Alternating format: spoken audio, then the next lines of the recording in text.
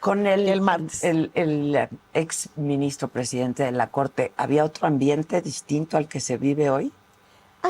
Es importante destacar que los ministros y ministras somos muy atentos, muy educados, tenemos una gran cortesía política entre nosotros, y esa se ha mantenido hasta el día de hoy.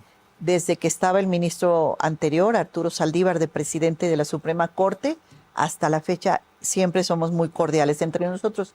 Sin embargo, sí se percibe, yo que he estado ahí 5 años diariamente de lunes a jueves en sesión, sí se percibe el ambiente, pues ya de resignación. Al principio de Pero es hostil desolación, de entre tristeza. ustedes. ¿Es hostil entre ustedes? Generalmente no. Ok. O Generalmente sea, se no. toman un café juntos, desayunan Sí. juntos, No, algo, ¿no? no desayunamos juntos, pero sí nos llegamos a tomar un café juntos, de repente entre las Antes sí, de oficinas. pronto Y desayunaban siempre, juntos, ¿no? cuando estaba el ministro Saldívar, nos invitaba a desayunar un día a la semana. Después vino la pandemia y se suspendieron los desayunos. Cuando regresó la pandemia ya no retomamos los desayunos. Habría que tener sana distancia. Y ahora, pues no se han retomado estos, pero sí hay una cortesía, hay una amabilidad entre nosotros. ¿Tú apoyaste a la actual ministra presidenta para que sea la presidenta? Yo le di uno de los 6 votos para que ella llegara a la presidencia, porque efectivamente el ministro Alfredo Gutiérrez Ortiz Mena quedó con 5 votos y uno de los 6 votos de Norma Piña fue mi voto. ¿Y era buena la relación entonces? ¿Y cómo es la relación ahora? Pues la relación con la ministra Norma Piña siempre ha sido una relación respetuosa. Al principio, después de que voté por ella para ser presidenta de la Corte, pues era una relación con afecto, pero eso se acabó muy rápido después de que tomó una posición opositora al presidente de la República. A mí me parece que los jueces, magistrados y ministros debemos ser imparciales ante las autoridades políticas, ante los partidos políticos y ante las fuerzas políticas de nuestro país. Al asumir la ministra Norma Piña una posición contraria al gobierno, perdió la imparcialidad. Y entonces fue cuando yo tuve una relación respetuosa pero distante ante la posición de imparcialidad que estaba afectando a la institución. Bueno, de hecho tú pediste que, no sé si renunciara como ministra presidenta de la Corte, justamente porque tú decías que pensabas que esto estaba obstaculizando la interlocución política. Sí, efectivamente en una sesión privada, después de los resultados que se dieron en la pasada elección, yo les dije a mis compañeros que reflexionáramos la permanencia de la ministra Norma Piña en la presidencia, porque había un evidente rompimiento de relación con el Poder Ejecutivo y con el Poder Legislativo.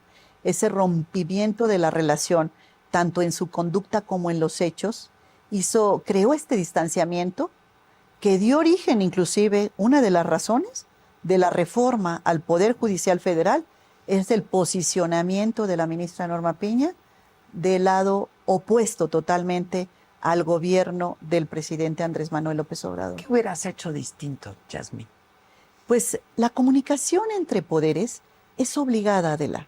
No es que pierdas tú la independencia. La independencia del juzgador es frente al expediente que tienes enfrente, para darle la razón a quien la tiene de conformidad con las constancias de autos y con la ley. Esa es la independencia del juzgador, pero no es la independencia rompimiento de diálogo, que fue justamente a donde llegamos, a un rompimiento de relaciones, a un rompimiento con el titular del Ejecutivo, con el gabinete del titular, así como con el Poder Legislativo, con la Cámara de Diputados y con la Cámara de Senadores. Y esa relación y esa falta de entendimiento político de la titular nos fue orillando y llevando a la institución a un extremo que no queríamos llegar. ¿Qué hubiera sido diferente? Una relación política, una relación de amabilidad, una relación de diálogo, porque el diálogo... ¿Tan cercana como la que tuvo Arturo Saldívar con el Ejecutivo, por ejemplo, en su momento? El ministro Arturo Saldívar tenía diálogo con el Ejecutivo, con el legislativo también, y recordarás, Adela, que incluso hay una reforma constitucional que el ministro Saldívar logra, Sí. y por unanimidad, en las cámaras. Y lo logra a través de este diálogo y esta comunicación y transmitir la necesidad de la reforma constitucional que el ministro Saldívar planteaba. De hacer política, digamos. De hacer política. Claro que sí, porque debe de estar la política frente a cualquier relación de diálogo entre poderes y máxime entre los titulares de los poderes.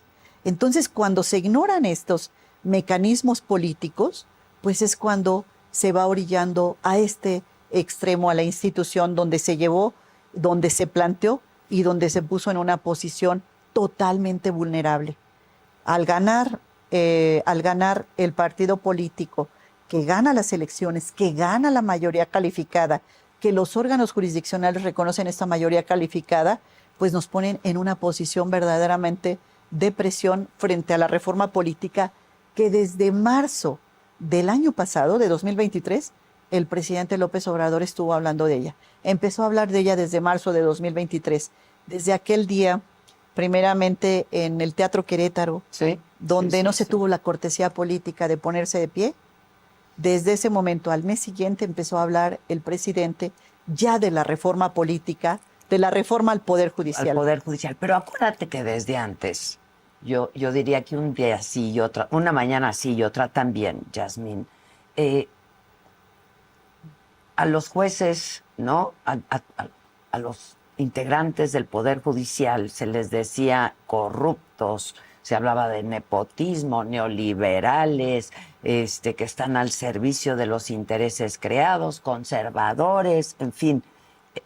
Eso era un día sí y el otro también, prácticamente, Yasmín. Cuando una de las partes pierde en un asunto, siempre se queja del juez Pues o del sí. magistrado. En el caso del señor presidente de la República, tenía el micrófono para quejarse de las sentencias cuando no eran unas sentencias que fueran Que de le acorde, favorecieran, que fueran claro. de acorde a los requerimientos del Estado Pero es el mexicano. presidente. Bueno, por un lado. Pero por otro lado, también existe este tema, no sé si llamarle nepotismo, porque el concepto es distinto, pero de familiarismo, donde hay jueces, juezas, consejeros de la judicatura, ministros de la Corte, que llegan a tener más de 3, 4, 5, 8, 14 y hasta 20 familiares. Entonces, la misma presidenta de la Corte en un informe dijo que más de la mitad de los juzgadores tenían familiares. Tenían familiares por lo menos uno. Y entonces eso no es ajeno. En la familia judicial se conoce. Motivos para que el presidente haya expresado este tipo de situaciones creo que habría de Y sobra. sin mérito, digamos, sin mérito para estar ahí. Bueno, lo que pasa es que también depende mucho de los criterios y de las constancias de los expedientes. Cuando habla uno con el juez penal, dice, es que no había constancias suficientes para mantener retenido a la persona. Delincuente o no delincuente, no había constancias suficientes. Y habla uno con la fiscalía y dice, había constancias de sobra, con pruebas suficientes para mantenerlo privado de la libertad. Entonces, este tipo de criterios o de documentación habría que analizar cada uno de los expedientes para poder decir si tenía o no tenía razón. Pero aquí el alejamiento institucional recrudeció el problema.